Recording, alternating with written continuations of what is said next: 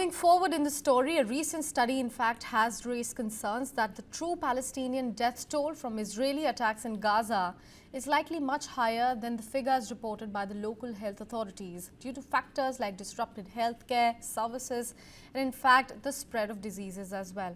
According to a statement released by the Gaza-based health authorities on Thursday, 46,006 Palestinians had died and more than 109,000 others have been injured since the outbreak of the latest Palestine-Israel conflict in October 2023.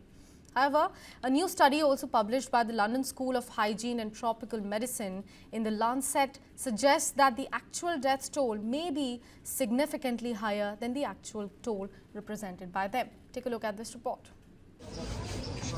An official Palestinian tally of direct deaths in the Israel-Hamas war likely undercounted the number of fatalities by tens of thousands as the Gaza Strip's healthcare infrastructure unravelled. That's according to a peer-reviewed study published in the Lancet Medical Journal on Thursday. Researchers estimated there were 64,260 deaths due to traumatic injury from Israel's air and ground campaign in Gaza in the first 9 months of the war, from October 2023 to the end of June 2024. That figure is 41% higher than the official Palestinian Health Ministry count for the time. The Lancet study said nearly 60% of those killed were women, children, and people over 65. It did not provide an estimate of how many Palestinian combatants were among the dead. The Lancet study said the Palestinian Health Ministry had maintained reliable electronic death records, but its capacity to do so deteriorated under Israel's military campaign, which has included raids on hospitals and other healthcare facilities and disruptions to digital communications.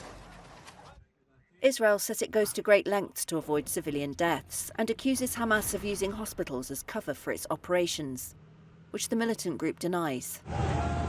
The war began on October 7, 2023, after Hamas gunmen stormed across the border with Israel, killing 1,200 people and taking more than 250 hostages, according to Israeli tallies.